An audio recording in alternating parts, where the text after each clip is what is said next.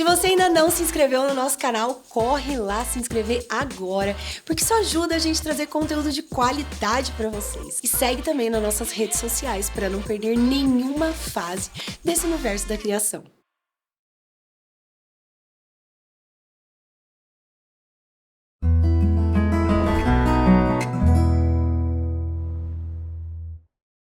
Olá, mamães, papais, titias, vovós. Hoje a gente vai abordar um tema tão importante que é a gestão e produtividade do nosso tema e como ter constância no nosso projeto. Para isso, eu tô com uma convidada muito especial, que é a Isabel Panes, e ela vai se apresentar já já. Mas antes, eu ia pedir para você não esquecer de se inscrever no nosso canal, porque toda semana tem vídeo novo de qualidade. É só clicar no botãozinho se inscrever, ativar o sininho para receber todas as notificações. Então, Isabel, é um prazer ter você aqui. Muito feliz. E aprender um pouquinho também, né? Que eu acho que mãe que não quer aprender a fazer a gestão do seu tempo, ser mais produtiva, ter constância nos projetos, ser menos procrastinadora, né? Que eu acho que é um mal do século aí, a procrastinação, né? Com certeza. Então, aprender a gente ser gestora das nossas vidas, principalmente, do nosso lar, né? Então, eu queria que você se apresentasse para quem está nos assistindo. Quem é a Isabel? Primeiro, eu quero te agradecer, Mari, por esse convite. Estou honrada de estar aqui com vocês, né? Obrigada, Thiago. É muito importante para a gente, né? Poder compartilhar um pouquinho da nossa história, um pouquinho do conhecimento que a gente tem. Tudo tão lindo, tudo tão caprichoso. Então, parabéns mesmo pelo projeto de vocês. Obrigada. Bom, para quem não me conhece, eu sou Isabel Afa Panes. Eu sou mãe de 2 meninas, da Júlia, da Manuela. A Júlia tem 12 anos, a Manu tem 9 anos. E por 30 anos, eu tinha essa jornada, né? Tanto de uma vida mulher, materna, vida pessoal, que a gente chama, e também uma vida de CLT. Por que eu destaco CLT? Porque é diferente. Porque, normalmente, quando você está dentro de uma CLT, você tem uma carga horária que você precisa cumprir. Então, por mais que a gente tenha esse processo, é possível a gente ter uma vida organizada. E por que a Isabel, né, começou a trabalhar dessa forma? Quando eu comecei a enxergar tudo isso? Eu venho de uma família muito simples, muito humilde. E tudo que eu sabia na minha vida, apesar de ter vivido num lar com muito amor, faltava tudo. Menos o exemplo de família unida, o exemplo do carinho, do cuidado que meu pai tinha com a minha mãe, minha avó com meu avô, que a gente morava todo mundo junto. Minha mãe era filha única. Eu nunca parei, Mari, para pensar em ser mãe. Eu até ouvi num dos episódios que você fala, que você conta, né? Que esse sempre foi o seu grande desejo. Sei. Nunca passou pela minha cabeça. Não era aquela coisa, eu não quero ser. Mas eu também não tinha pensado nisso. Porque o meu objetivo, minha obsessão de vida sempre foi mudar de vida. Sempre ter uma vida um pouco melhor. Então, eu não queria aquele cenário para minha vida, né? Então, eu sabia que eu precisava estudar muito, trabalhar muito. Então, a princípio, foi isso que eu fui, de fato, estabelecendo como um projeto para minha vida. Então, eu estudei muito, de fato. Eu fiz formação em administração.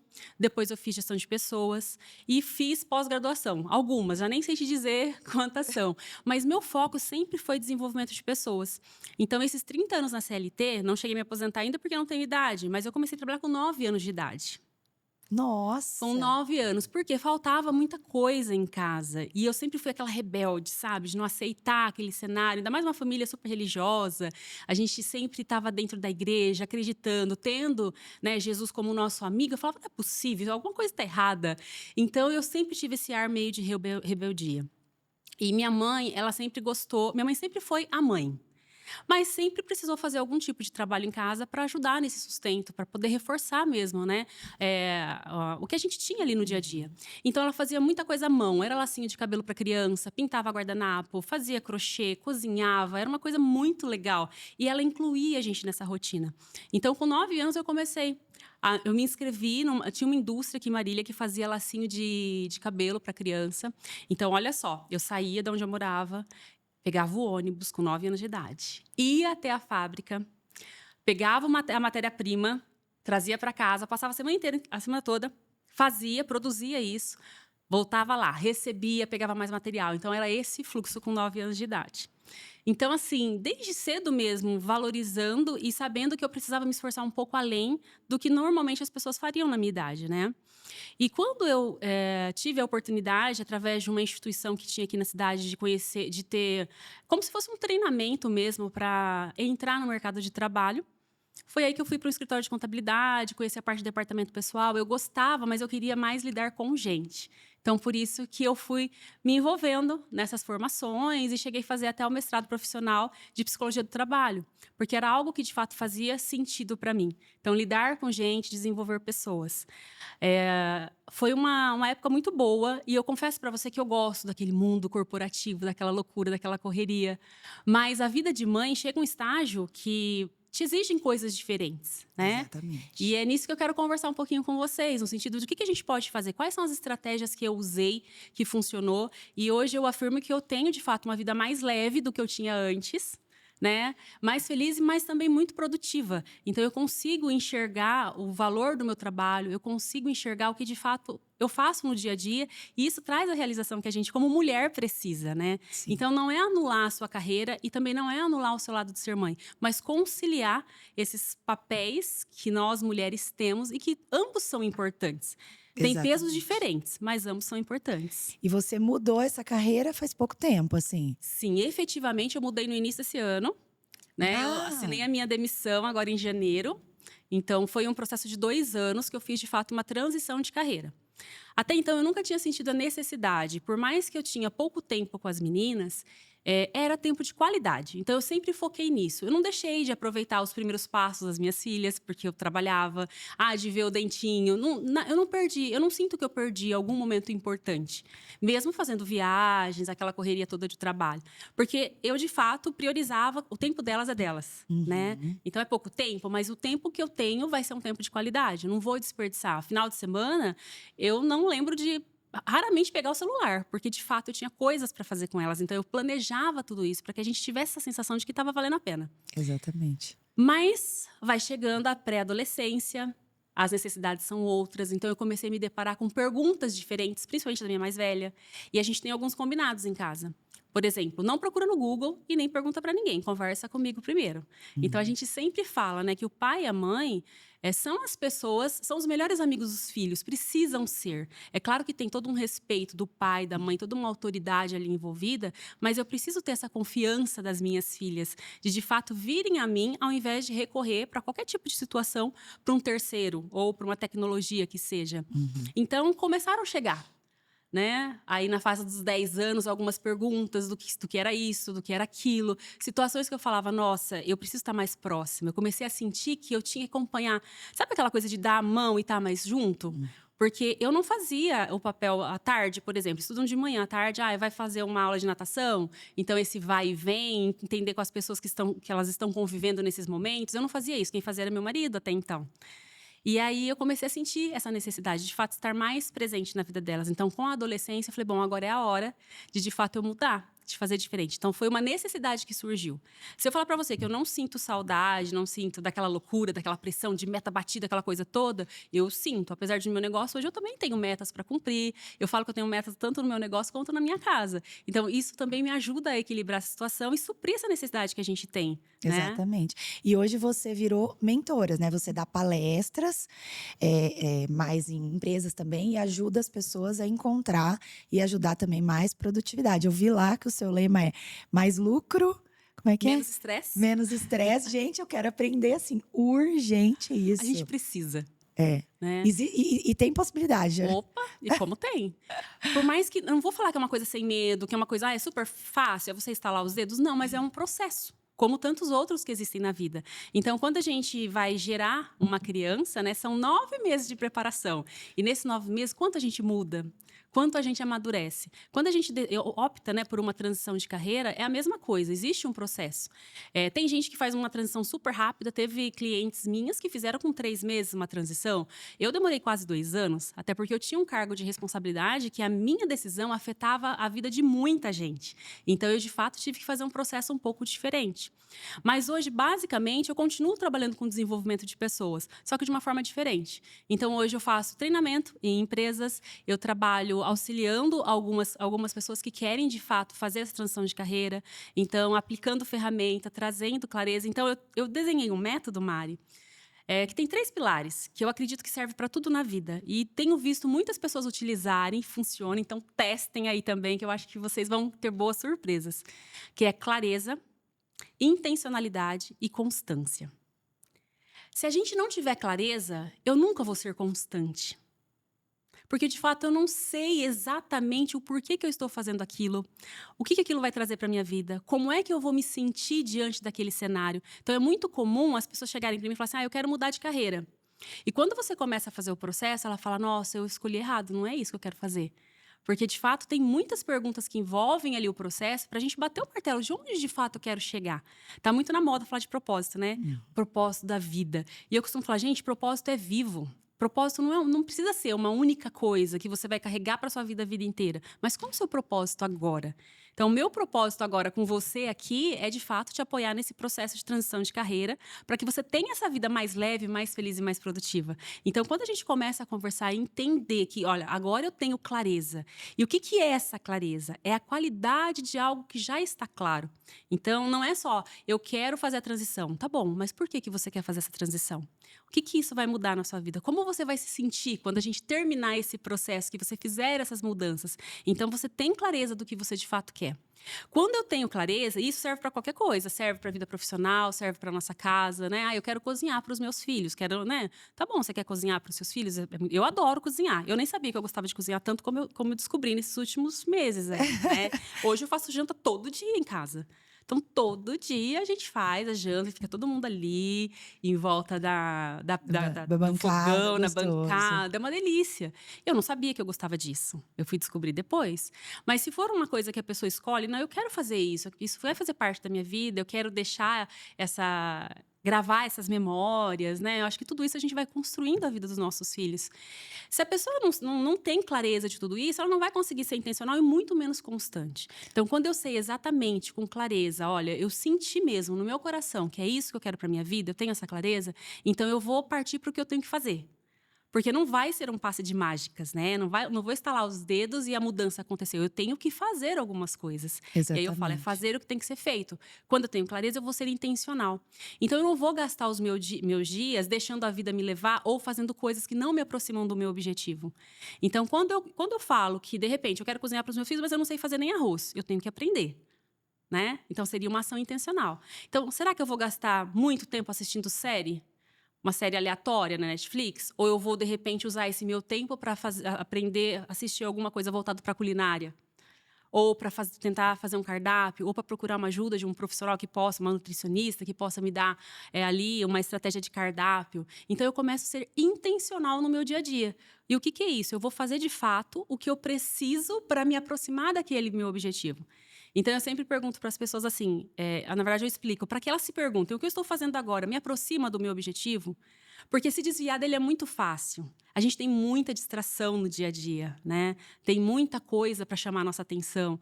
Então, fazer essa reflexão, pelo menos uma vez por dia, tá bom, como foi meu dia hoje? Me aproximou do meu objetivo? Nossa, eu estou mais perto do meu objetivo. Ótimo, não. Então, corrige a rota. Porque quando eu faço essa avaliação de uma forma mais constante, eu consigo, de fato, saber se eu estou mais próxima ou não, eu sou muito mais assertiva. E quando eu sou assertiva, eu começo a ver resultado daquilo que eu estou fazendo. Então, é muito mais fácil ser constante. Mas você não deve ter TDAH. O pior que eu tenho... Com certeza, porque eu já ia te perguntar assim, qual que é a minha dúvida? O meu marido é muito focado, assim. Ele é muito determinado, assim. Nossa, ele vai fazer aquilo, então ele faz aquilo.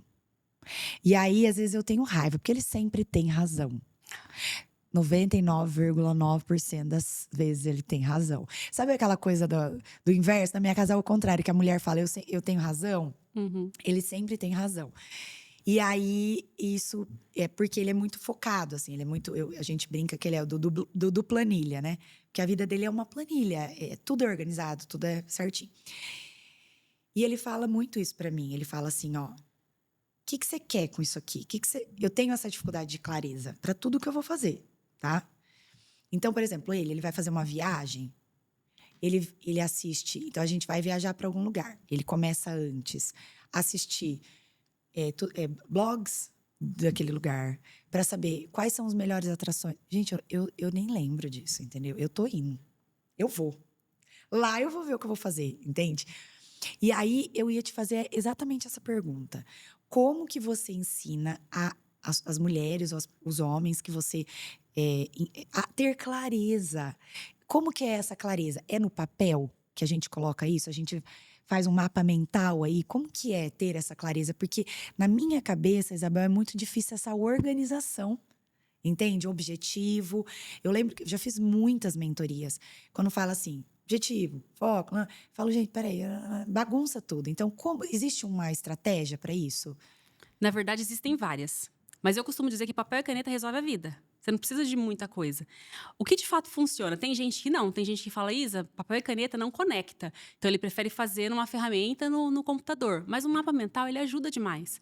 A questão é você fazer as perguntas certas, para poder extrair essa clareza, né? Então, porque a gente vai querer muitas coisas, é normal, é a mesma coisa uma criança, né? Se você der diversas opções para ela pode ficar na dúvida do que ela vai escolher. Então, quando a gente tem uma série de opções à nossa frente e a gente fala, pô, eu tenho que escolher apenas uma? Não, eu posso escolher outras, mas eu tenho que entender que o dia é limitado. Todo mundo tem 24 horas por dia. Então, não adianta também eu querer fazer um caminhão de coisas e sabendo ali que na minha gestão do tempo eu não vou conseguir fazer dentro de 24 horas. Aí pode vir o burnout, a depressão, a ansiedade. As pessoas estão muito afoitas pelo futuro, mas elas não estão conseguindo nem viver o presente. E por que isso acontece? Porque, de fato, eu tenho essa dificuldade de olhar para tudo aquilo que eu tenho que fazer e escolher algo e investir meu tempo naquele algo e entender se é aquilo mesmo que vai fazer diferença na minha vida. Eu costumo dizer, Mária, que a gente sempre tem um inegociável. Qual é o seu inegociável? Então, parar para a gente pensar sobre isso. O problema é que a gente não para. Hoje em dia, a gente não tem tempo para pensar no que a gente acredita.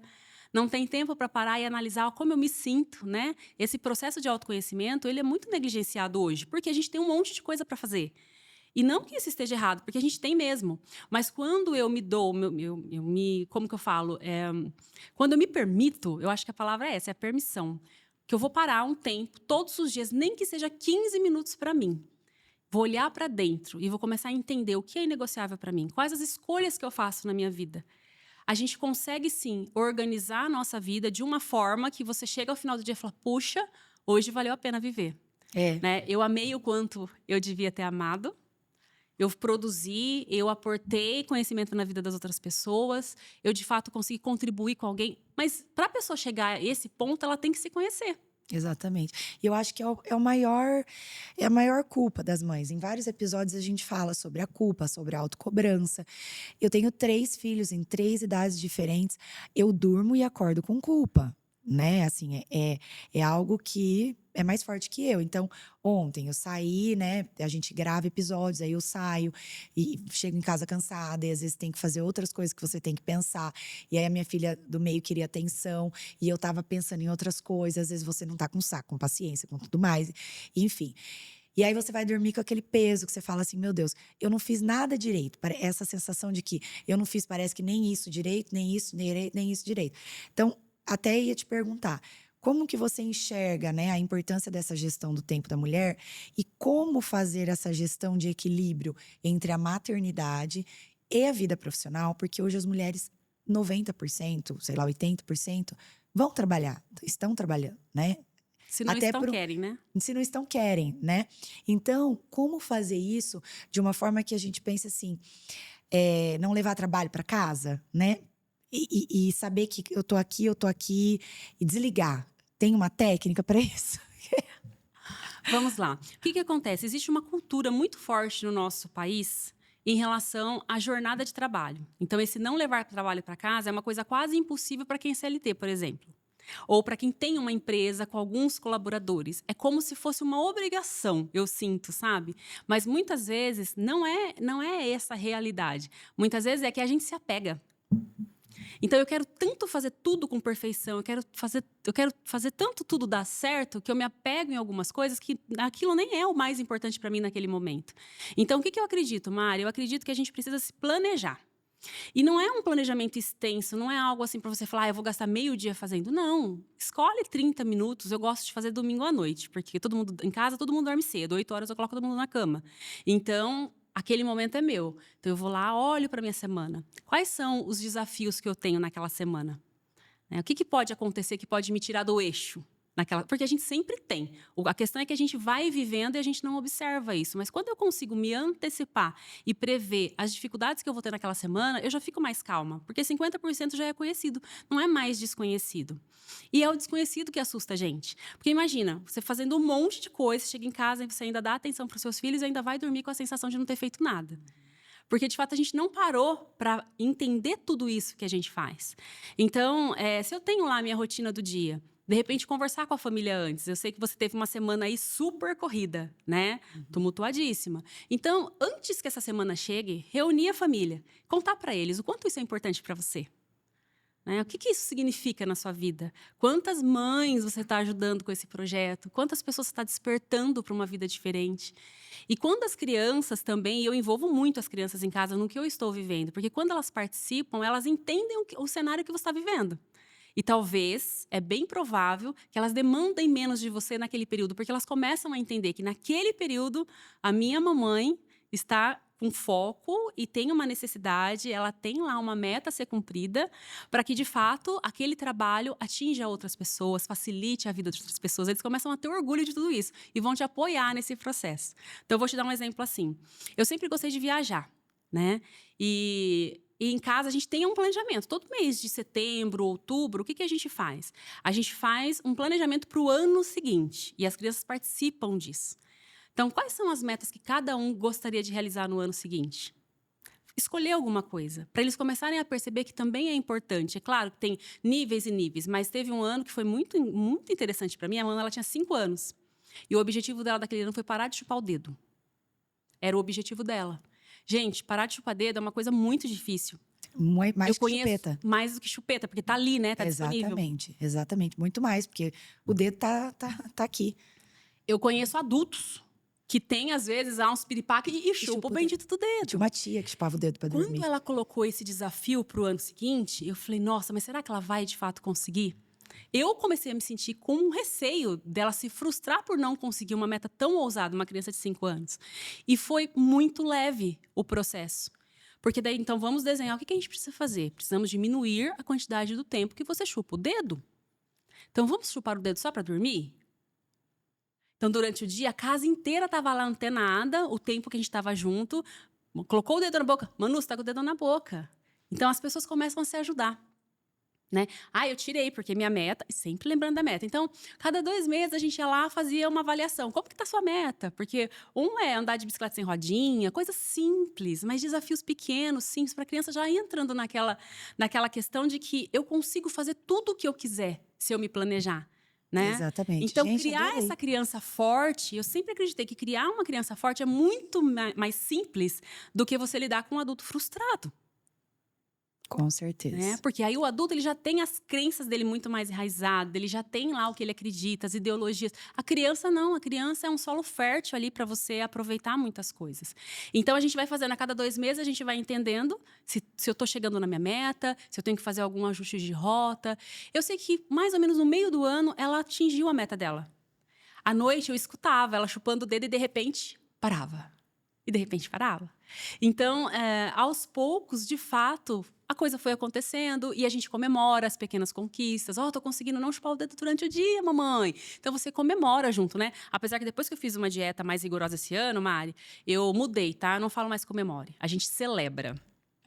Então vamos... Porque comemorar tem a ver com comer, beber, né? Então a gente acabou mudando isso também em casa. Então hoje a gente celebra. Vamos celebrar as nossas pequenas conquistas. Como que a gente vai fazer isso? A gente vai fazer um passeio junto? Ou a gente vai fazer um brinde em casa? Então a gente cria algo que é relevante para a família, né? Para celebrar esses momentos importantes. Então, isso é muito importante. E aí, o que a gente faz? Por exemplo, quando a gente fala em equilibrar, porque também é muito difícil. Eu vi que já teve outros episódios que a gente falou da vida do casal, né? Então, você imagina assim, eu nunca pensei em ter filho. De repente, com 35 anos, eu fico grávida usando o anticoncepcional. E eu falo que foi o maior e melhor acidente da minha vida. Mas eu também nunca não quis ter. Então foi uma surpresa muito feliz para mim. Mas mudou completamente tudo que eu queria fazer, tudo que eu tinha de planos. É. Eu falava, não, mas eu não vou deixar de ser eu. Uma coisa que eu sempre bati na tecla, que eu não queria deixar de ser eu. Então hoje em casa a gente tem uma viagem do casal, uma viagem onde eu faço sozinha com as minhas amigas. Meu marido faz uma viagem sozinho com o amigo dele, com os amigos dele. E a gente tem as 2 viagens da família, normalmente de janeiro e julho.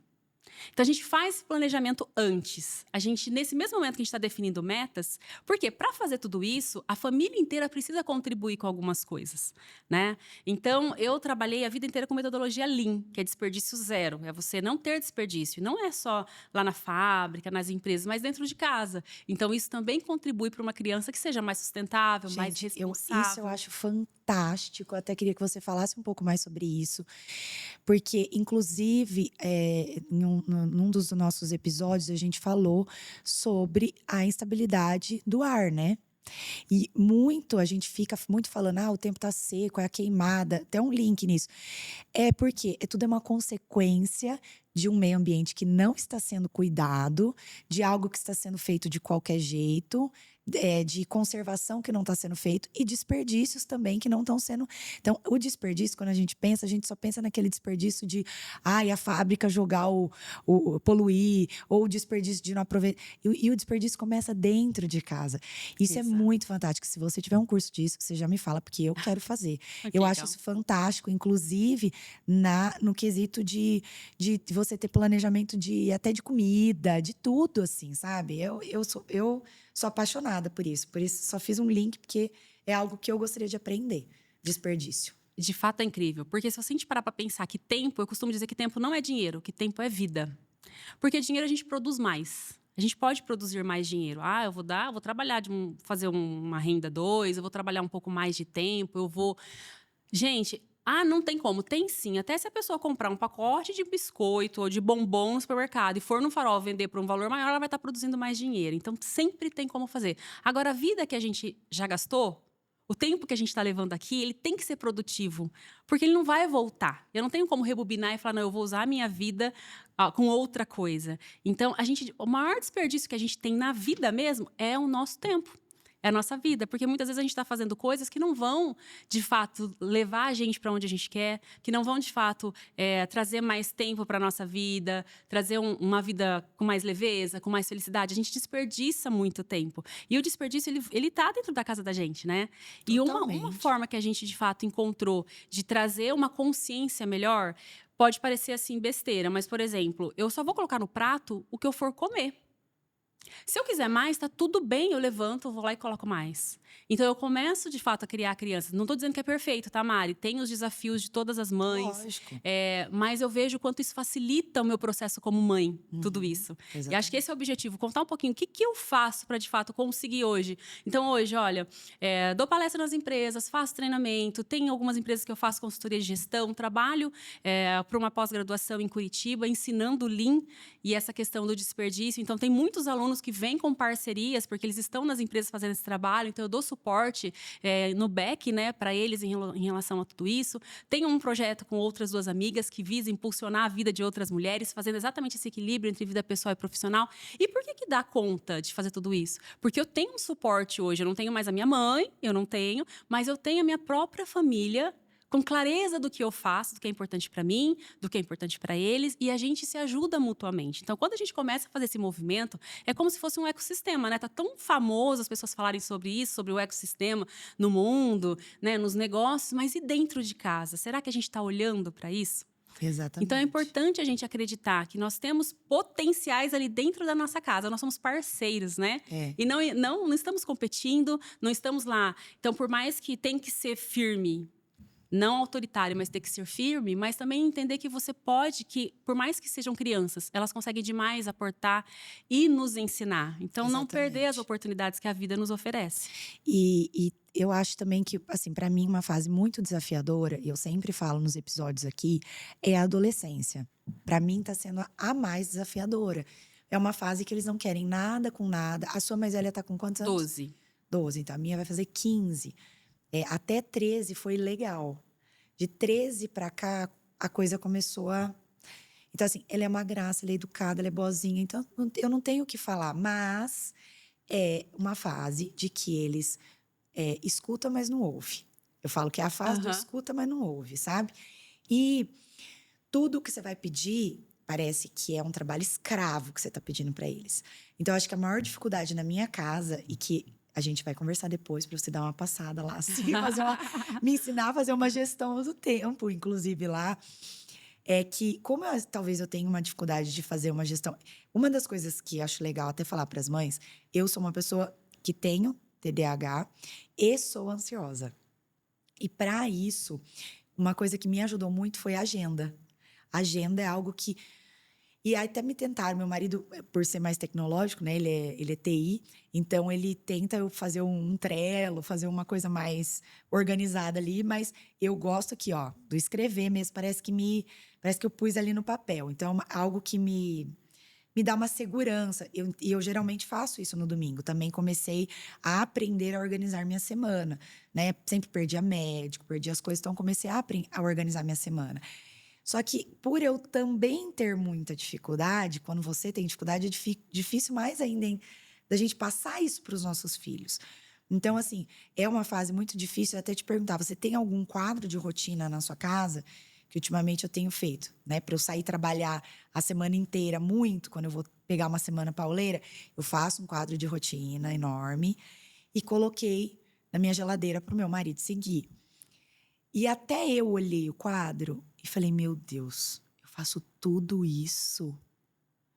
Porque eu anoto nessa minha agenda assim, ó, médico 8h30, as coisas tipo 11h45, banho do Theo, meio-dia, começar o almoço, antes de sair, passar soro no nariz. Isso aí já é minha rotina, então eu não preciso anotar. Quando eu anotei para ele, eu olhei e falei, como que eu dou conta? É soro no nariz de um, é remédio no outro, é a Surreal, né? vitamina da outra, é a bombinha da asma da outra, é ver se a mochila tá certa, se a toalhinha tá suja, não tá, se tem a tarefa, tá pro dia seguinte, tá na bolsa, o home reading tá no dia de entregar. E tudo isso aliado com os compromissos do dia e com a profissão, né? Porque também tem, é o que a gente fala para as mães. Tem o detergente que tem que estar na despensa, tem o arroz que tem que estar na despensa, tem que ter o feijão na despensa. Então, eu acho que assim, é uma loucura se a gente for ver a nossa vida. É uma loucura. É diferente um casal e um casal com um filho, um casal com 2, um casal com 3. Quem dirá 4, 5 e mais, né? Então, assim, fiz essa rotina. E é algo assim que eu olhei, até eu fiquei olhando assim uma meia hora, eu falei, meu Deus, como que eu faço tudo isso? Por isso que às vezes eu chego no final do dia e falo, não dou conta. Você ensina, né, as pessoas a ter esse quadro da rotina. Aí você, com as suas filhas, você tem isso, principalmente nessa fase que a sua está entrando na adolescência. Como você, como mãe, conduz isso? Que lá em casa eu peço para lavar uma louça. Ah, já lavei a da manhã. Porque vocês estão fazendo trabalho escravo comigo. Nananã. Então, como que você conduz como mãe tudo isso? Antigamente a gente tinha um quadro da rotina. Mas como são muitos anos fazendo o quadro da rotina, também para criança fica uma coisa meio cansativa. Você ficar fazendo sempre a mesma coisa, sempre a mesma coisa. Começamos a mudar. Então hoje, normalmente, ou no sábado ou no domingo, a gente faz o planejamento delas. Então, elas montam esse quadro da rotina. Eu só oriento no sentido do quê? Quais são as atividades que eu tenho? Ah, é semana de prova? Então, eu tenho que estudar. Apesar que eu sempre peço, Mari, todos os dias, agora que eu tenho tempo, né? Agora eu tenho tempo. Agora você tem agora tempo. eu tenho tempo. Antigamente, eu não passava tarde com elas. Hoje eu passo quase todas as tardes com as meninas. Então, a gente tem lá, chegou, almoçou, descansa. Eu faço questão de descansar meia hora. Isso tem feito uma diferença na minha vida absurda. Porque eu sou uma pessoa que durmo pouco, acordo super cedo. E aí, o que a gente faz? A gente repassa o que foi aprendido naquele dia, já reforça o aprendizado. Mas em época de prova não tem como escapar, eu tenho que revisitar, né, com as perguntas norteadoras lá, Exatamente. eu tenho que revisitar. Então, o que a gente faz? No final de semana, cada uma pega lá sua folha de sulfite comum, gente. Porque a gente tem que parar de dar desculpa. Ah, eu não tenho um formulário para fazer. Esquece, é papel e caneta. Cada um Planner. faz o seu jeito. Um planner. Eu gastei R$300 um planner, teve às vezes nem uso o planner que gastou. Eu amo agenda. Eu também, por mais que eu precise usar muita tecnologia no meu trabalho, né? Eu uso para fazer apresentações, para fazer avaliação, tem um monte de coisa, mas eu gosto do papel e caneta. Então, a minha agenda, ela é... E as meninas também. Então, hoje, o que elas fazem? No final de semana, a gente tira um tempinho. Meia hora, gente, 40 minutos no máximo. Quais são os desafios da próxima semana? Que cada uma vai viver. E hoje já é diferente da Júlia para Manu, né? Até o ano passado era muito parecido, agora já não é mais. Então já mudou. Então elas vão colocando ali os desafios que elas têm na semana. Ah, então aqui eu preciso ficar mais atenta, porque eu tenho mais volume de atividade para fazer nesse dia. Então se a gente perder tempo nesse dia, a gente vai se atrasar. Então o que eu faço para não atrasar? Não, então quarta-feira, por exemplo, quarta e quinta, a gente chama de os dias do corre. Chega em casa 5 para 1h20 está saindo de casa de novo para fazer tudo o que precisa ser feito. Então, elas vão planejando essa rotina e sob a minha supervisão. Então, até isso eu já deixei de fazer. Então, antigamente eu tinha a rotina, fazia com desenho, inclusive, porque a Manuela, no caso, a Júlia também, mas mais com a Manu, ela não sabia ler, então colocava os desenhos, as atribuições e ia fechando conforme elas realizavam. Essa foi o que mais funcionou em casa. Hoje não, hoje cada um faz a sua. Em relação à louça, a gente tem alguns combinados. Como são 2, 9 e 12, então eu falo, eu cozinho, mas a louça eu não lavo. Mas isso já é combinado, tá?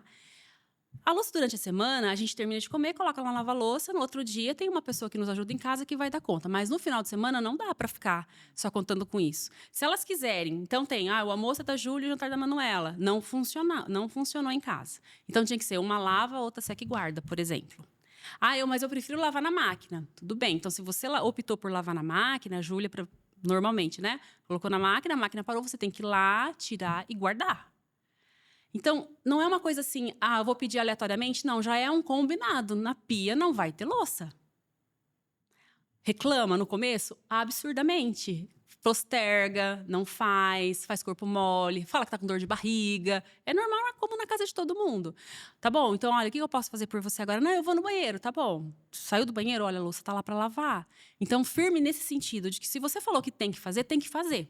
Porque se a gente não faz, porque eu sei que para mãe às vezes, tadinha, tá com tanta coisa para estudar, tanta coisa para fazer, mas se você pediu para lavar e ela não lava, e tá tudo bem na cabecinha dela, a próxima vez ela vai fazer a mesma coisa. Por quê? Porque tá tudo bem. Então, a gente vai reforçando o comportamento da criança, né? Então, a gente precisa, sim, tê-los ao nosso lado, usá-los como os nossos parceiros, fazer com que eles se sintam parte de tudo isso, mas entender também que a vida é feita de responsabilidade. Então, eu costumo falar para as meninas, olha, a Júlia fala, não vejo a hora, mamãe, de fazer 16 anos. Ela fala que com 16 anos ela vai embora. Tá com isso na cabeça. Ótimo, então você vai ter que saber lavar, limpar, cozinhar, você vai ter que saber cuidar das suas coisas, planejar a sua rotina, você vai ter que se virar. Né? Então, dentro do que você pode fazer hoje, o que dessa lista aqui você já pode ir treinando para você não sentir totalmente o impacto depois? Porque agora você tem suporte. Talvez lá fora você não tenha tanto suporte como você tem agora. Então, esse tipo de conversa, gasta tempo nesse sentido, sabe? Então, eu sei que às vezes a gente está tão cansado, que a gente dá o celular para elas e fala assim, olha, fica aí, eu tenho um tempo de descanso aqui. Mas tentar desassociar esse momento, sabe? Então, assim, se eu tô cansada, o que eu preciso fazer para descansar? Que horas que eu vou descansar? Eu já me condiciono, eu vou descansar tal horas. Tá bom, então eu aguento firme aqui e vou fazer desse tempo com elas um tempo produtivo, um tempo, de fato, que elas sintam prazer em estar comigo, mas também que levem isso para a vida toda. Eu tenho vários combinados lá em casa. Um dos combinados é roupa íntima, cada uma lava a sua no banho. Esse é um combinado que eu lembrei de você falar, né? De algumas coisas que são inegociáveis, né? Então, para mim, inegociável na minha vida é meu filho. É meus filhos. Ó o ato falho. Todo mundo fala assim, sabe? Você ama mais o filho. Não é. É que é o menorzinho. Então, o menor requer mais. Então, todo mundo fala, porque você brilha os olhos quando você fala do seu filho menino, né? Não é que ele tem 4 anos ainda. Ele ainda requer. Mas agora já tá bem mais. Mas quando era menorzinho, requer mais. Então, a gente fala. Então, para mim, é inegociável os cuidados com os meus filhos. Então, se eu tiver que trabalhar ou um filho estiver muito doente, precisando de mim, eu vou ficar com o filho. Isso, para mim, é inegociável, tá? E uma das coisas de combinados que é inegociável é deixar o quarto arrumado. Então, mas é algo que, assim, então, que bom saber que na sua casa é cansativo também. Porque você fala, mas você passa, não tá arrumado. Volta, não tá arrumado. Faz, até que fica assim, né? Você é mãe chata. Lavar as roupas íntimas, cada uma, tanto a pequena, o pequenininho entra de cueca no banheiro, ele já pega o sabãozinho e ele já vai. Porque eu acho que ninguém é obrigado a lavar cueca e calcinha de ninguém. Isso é algo assim, mas é algo que minha mãe passou pra mim e eu Não acho legal. Então, tem algumas coisas que eu ainda consegui colocar. Mas eu acho que eu tô até fazendo esse link porque eu acho que é algo que você vai colocando realmente como assim, o que é inegociável para você vai passando para os seus filhos de forma mais natural. Isso. Então, é aquilo que eles veem que para você não tem negociação, não tem reclamação também. Porque fica assim, olha, isso é algo que para minha mãe já tá muito consolidado. Não adianta eu querer colocar a calcinha no cesto, porque ela vai fazer eu tirar e voltar, né? Tudo mais. Mas na parte, eu queria falar assim, perguntar um pouco também para você, na parte da procrastinação, né? Como que você ajuda as pessoas, né, até nas suas mentorias? Como que você lida com a procrastinação? Como que é essa questão para você, tanto no aspecto maternidade, quanto no aspecto… Porque a gente fica tentando deixar tudo… Daqui a pouco eu faço, daqui a pouco eu faço. A gente reclama das crianças, mas a gente também é um pouco, né? Com certeza. Eu acho que todo mundo Mari. Em níveis diferentes, mas todo mundo procrastina. A procrastinação, ela tá na vida de todo mundo. Mas, ao longo dos anos, eu fui percebendo que as pessoas procrastinam por 2 motivos. O primeiro, ou porque ela desconhece, e aquilo vai dar um baita de um trabalho, querendo ou não, ela tem aquele receio, aquele medo do desconhecido. Então, ou aquilo não é tão importante assim. Então, quando a pessoa chega para mim e fala, estou com esse projeto aqui, não vai e tal, já faz 1 ano. Eu começo a questioná-la se de fato aquilo é importante para a vida dela. O quanto isso é importante para valer? Porque, por exemplo, se eu estou doente e eu preciso fazer uma cirurgia, eu deixo para depois? Eu faço a cirurgia de emergência. A não ser que eu não acredito no diagnóstico, eu vou buscar uma segunda opinião, ou eu não me sinto dessa forma, deixa eu entender melhor o que está acontecendo. Mas, caso contrário, se o médico chega para você, aconteceu comigo, sua vesícula, você tem uma pedra maior que a sua vesícula. É internação e cirurgia. Na mesma hora, a gente foi lá, vamos fazer os exames pré-operatórios, resolveu o problema, né? Se ele me falasse assim, por exemplo, você tem umas pedrinhas aí, vamos ver como vai ficar. Então, eu tenho medo da cirurgia, então é o desconhecido que eu nunca passei, então, vamos tentar administrar. Então, acho que o primeiro passo é entender por que eu estou procrastinando, por que eu estou deixando para depois, porque é só isso.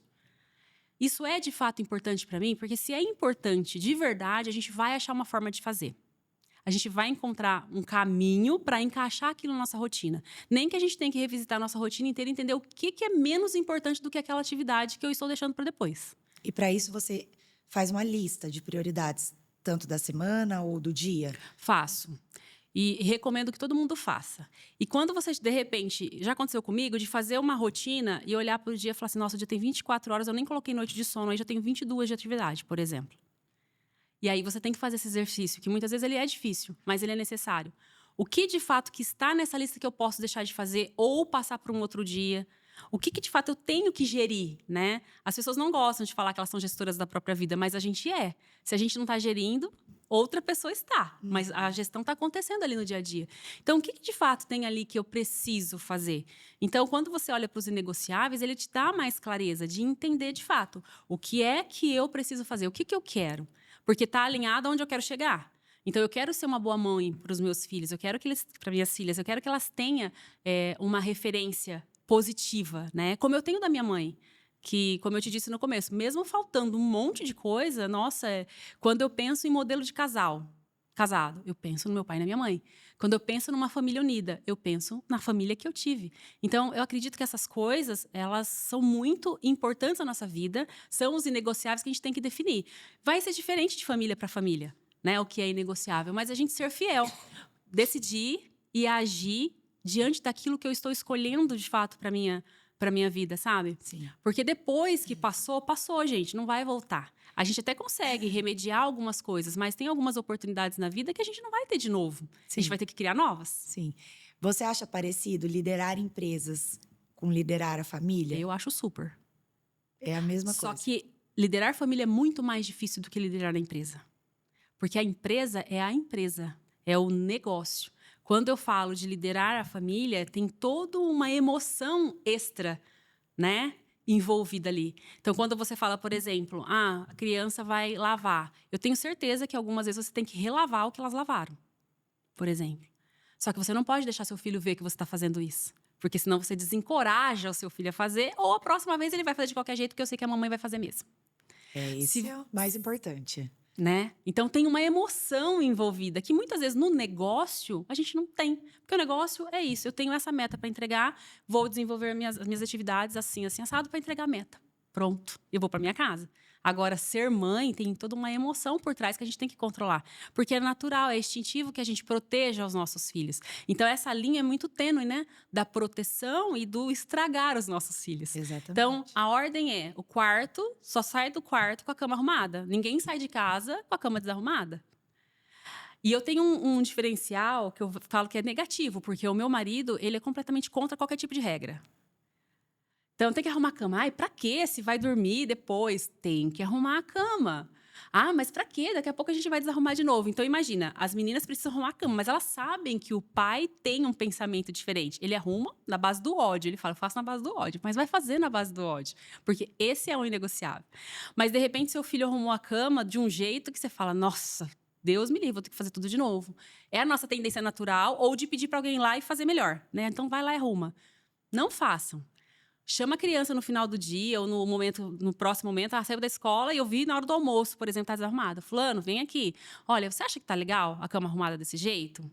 Dá trabalho, Mari. É por isso que muitas vezes a gente desiste. Com certeza. Mas não é para sempre esse trabalho, né? Então, a Manu é uma graça de criança. Ela eu não preciso pedir para ela arrumar a cama, ela arruma todo dia. Mas tem dia que eu vou lá, tá metade da cama com a coxa, metade tá no chão. Por exemplo, arrumei. Primeira oportunidade, Manu, vem cá. Você acha que essa cama é o melhor que você pode fazer agora? Ai, não, mamãe, eu posso fazer melhor. Então, vamos lá, fazer. Você precisa de alguma ajuda? Né? Eu ia até te perguntar isso, né? Que você comentou sobre o seu esposo, né? Tá arrumar na base do ódio e tudo mais. Como que essa mulher... Porque eu acho que a maioria das mulheres hoje em dia, elas acabam se sentindo muito sobrecarregada porque não tem um parceiro ali. Eles acham, hoje em dia, a maioria dos homens acha que é o quê? Trabalhar, trazer o dinheiro para casa e... É a obrigação dele. Isso. Você também orienta as mulheres a como passar isso para os maridos, de que, olha, é uma coisa em conjunto, vamos elaborar esse plano junto. E, ó, gente, não é mentira, tá? Eu já conhecia amigas pela Isabel, que conhece a Isabel, e fala, assim, que a vida dela é totalmente organizada, é planilha, é planejado. E eu falava assim, gente, eu preciso conhecer essa mulher, né? Que planeja tudo, as viagens e tudo certinho. O seu marido, ele foi aprendendo a ser assim? Como que a gente ensina o marido a ser assim também? Olha, eu vou te falar que o problema nem sempre está no marido. Muitas vezes está na gente. Será que a gente permite que o marido faça? Eu falo isso porque eu vivi isso. Eu cobrei por anos que ele não fazia e num dia eu ouvi isso de uma outra pessoa, obviamente, né? Comecei a pensar que eu não dava espaço para ele fazer. Eu não dava... Às vezes eu ocupava o lugar dele, entende?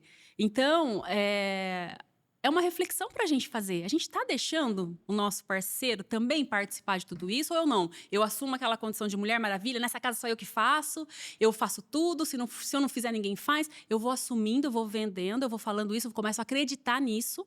Eu estou aqui, né, de coisas para fazer e o homem está lá esperando um comando.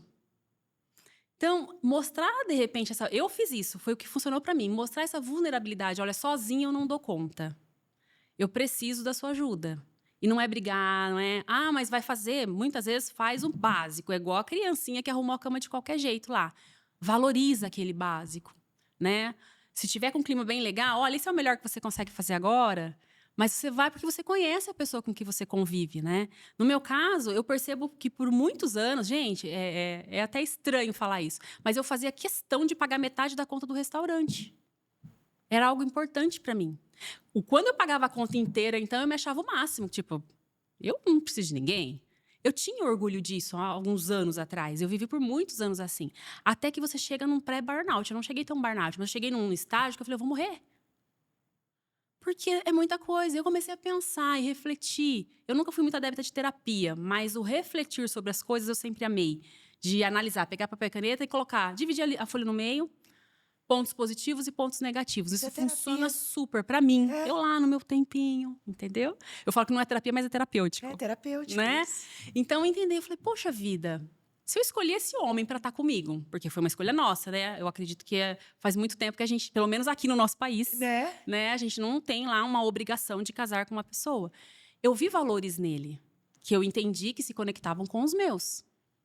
Eu vi algo especial nele para falar, eu quero que ele seja o pai dos meus filhos, eu quero que ele seja a pessoa que vai conviver comigo.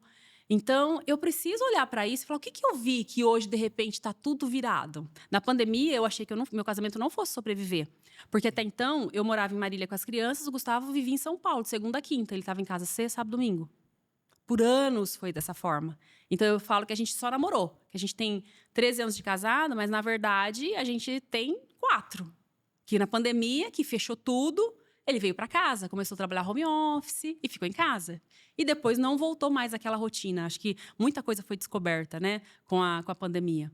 Então, para você que não faz tanto tempo assim. Então, nesse momento, eu falei, a casa vai cair. O menino me deixa a toalha molhada em cima da cama.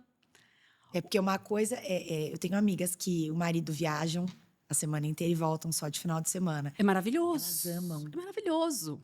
É Elas maravilhoso. amam. E já para mim, meu marido sempre trabalhou em casa. Assim, ele trabalhava, ele tem um escritório, ele trabalhava lá, mas ele sempre teve essa opção de hoje eu vou trabalhar no home office, hoje eu fico em casa. Depois da pandemia, então, aí ele fez o escritório em casa e ficou. Para mim já é estranho quando ele não está. É algo que, tipo assim, Sim. ó, eu conto com ele lá. É uma coisa que meio. Se ele vai sair, eu falo, onde você vai? É meio que uma coisa meio. Então é bem o costume, né? Mas as minhas amigas que o marido viajam, ela fala, Mari, é vida. Não, era. E eu tive que aprender a lidar com essa situação diferente. E foi aí que eu comecei a perceber que, poxa vida, muitas vezes eu ocupo o lugar dele. Mas porque a vida inteira foi assim. Eu nunca tive, né? Ah, então tudo que eu tinha que fazer, eu tinha que me virar. E a minha vida era super assim, ó, riscadinha. Ele chegou bagunçando tudo. Então, na pandemia, as meninas já não iam pra cama no mesmo horário. Eu passava o dia inteiro fora, ele estava dentro de casa. Então, era aquela fazendo aula, pensa. As crianças estudando. Gente, foi uma loucura terrível. Mas aí eu comecei a entender, não, pera lá.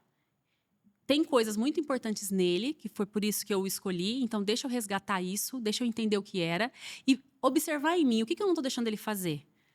O que eu não estou compartilhando com ele de repente? Então, eu brinco que aos poucos eu fui... Porque antes eu dividia tudo com ele. Conta de casa, metade era minha, metade era dele. Tudo era assim. A situação ficou muito pior para ele agora. Porque aos poucos eu fui deixando. Não, isso aqui é sua responsabilidade, seu compromisso. Então, e como? E ele foi aceitando.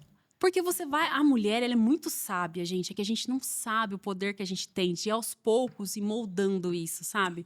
De ir usando as estratégias, pequenas estratégias do dia a dia. Você não adianta você brigar, pegar um caminhão de coisas e falar, a partir de agora você faz tudo isso. Mas traz para fazer junto com você.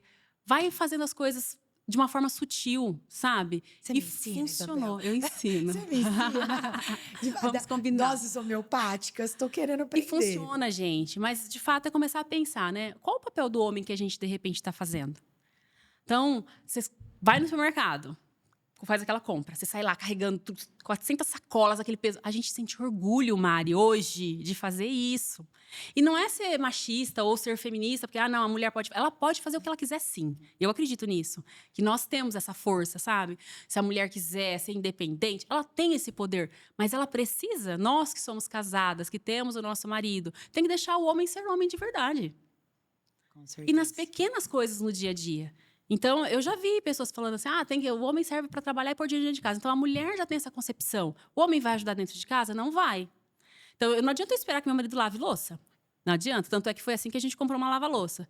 Eu falei, Gu, agora é o seguinte, a louça. As meninas ainda não conseguem lavar o que é de vidro e tal, porque cedinho eu dava as coisas mais levinhas, vou interagindo na casa. Eu falei assim, ou você começa a lavar ou a gente compra uma lava-louça. Não, eu vou comprar uma lava-louça. Ótimo, tá tudo certo, foi o negócio. Né? Mas, em contrapartida, outras coisas. Eu vou molhar o jardim, por exemplo. Porque até isso a gente tem que fazer, né? Quem tem em casa. Então, imagina, olha quanta coisa. Então, não é só cuidar de filho, não é só cuidar da vida, do trabalho, é cuidar da planta que tem dentro de casa, do cachorro. Então, aos poucos, a gente vai conversando e com um clima bom, que a gente pode, que a mulher tem esse dom de promover dentro de casa, ela vai conquistando. Mas, na verdade, a gente tem que deixar de fazer o que já era para ele fazer. E que muitas vezes a gente sente orgulho de fazer. Às vezes a gente sente orgulho de mostrar para ele que ele não é tão importante assim, quando na verdade deveria ser o oposto. Teve um dia que eu fiz uma brincadeira que depois eu mesmo falei, acho que eu tô virando meio palhaça. Eu acho lindo o homem abrir porta de carro para mulher. Acho lindo. E no começo ele fazia isso para mim. Eu falei, nossa, ele parou de abrir a porta. Aí ele começou a sair do carro e eu ficava dentro do carro sentadinha. Ele olhava assim, falava, o que tá acontecendo? E ela abre a porta, eu, muito obrigada. Eu saía da porta, tipo, dava risada, brincava. Mas eu fiz isso 3 vezes. Depois disso, nunca mais ele deixou de abrir a porta para mim. Então ele sai do carro, vai lá e abre a porta. Uma outra coisa que eu acho muito legal... Gente, a avó dele vai falando que eu vou escrevendo aqui. O que eu fazia? Eu acho tão chique quando o homem puxa a cadeira para a mulher sentar. Eu acho isso legal, sabe? Assim, É um cuidado, não é? Cuidado. Ai, que frescura. Pode ser para Não. pode ser frescura, Eu mas acho. eu acho que a gente, nesses detalhezinhos, eu tô falando isso porque é coisa pequena no dia a dia. Então, um dia eu cheguei num restaurante, eu fiz de conta que a cadeira estava muito pesada. Ele já chegou, sentou e eu ia sentar. Aí eu peguei, tipo, nossa, que cadeira pesada, Gu. E tô lá, ele falou assim, sério? Ele levantou, puxou a cadeira, eu sentei, muito obrigada.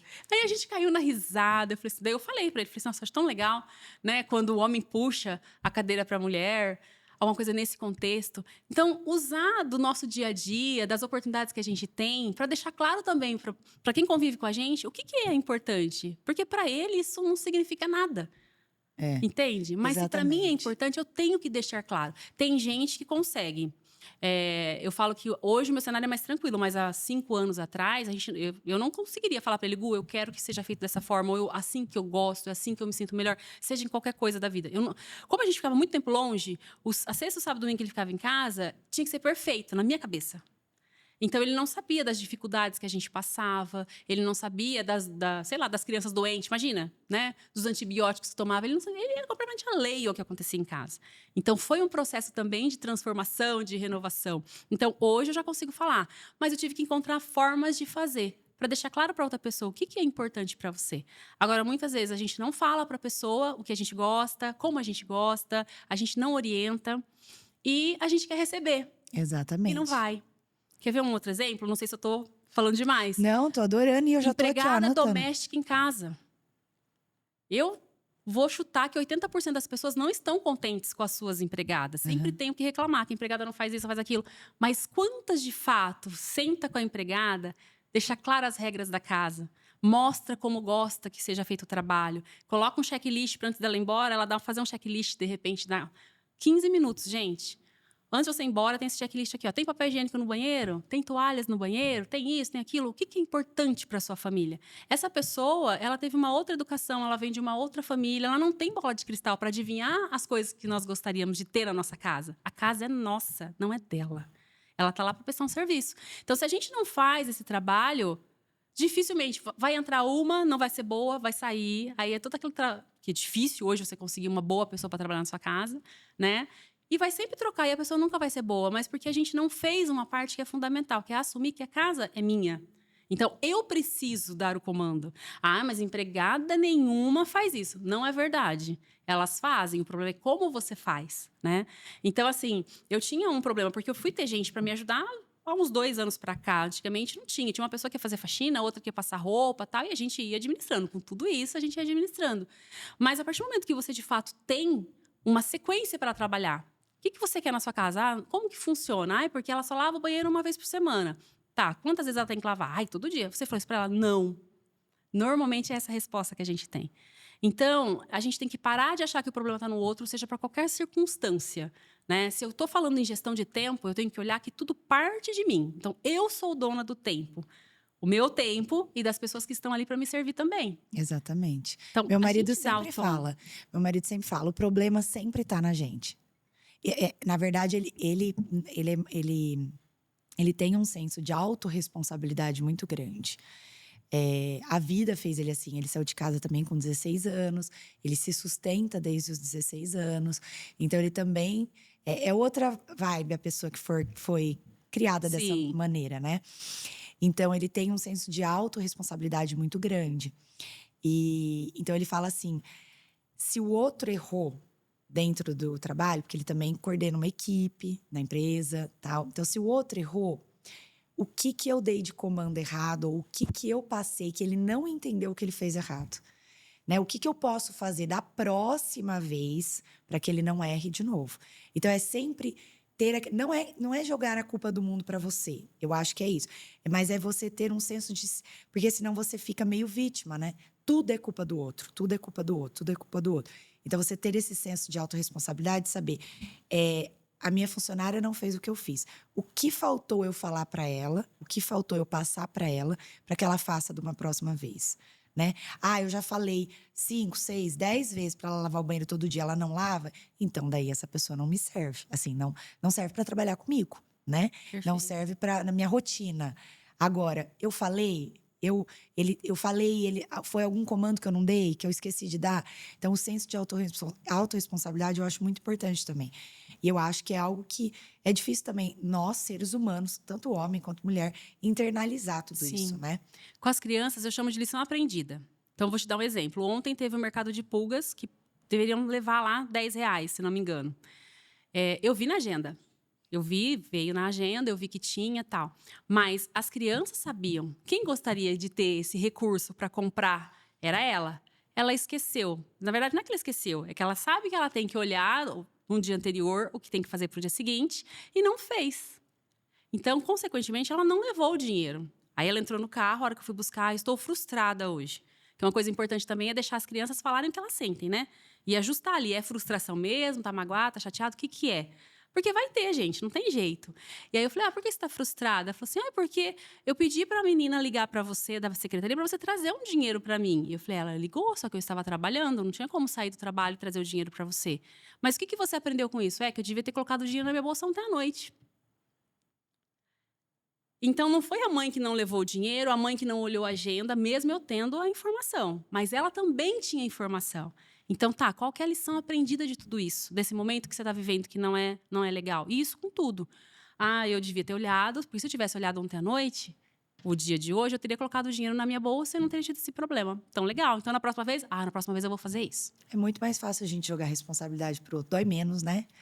Isabel, foi tão gostoso conversar com você. Já passou, gente. O papo não acaba, né? Não acaba. Daria conversa, assim, para mais umas 2, 3 horas tranquilamente.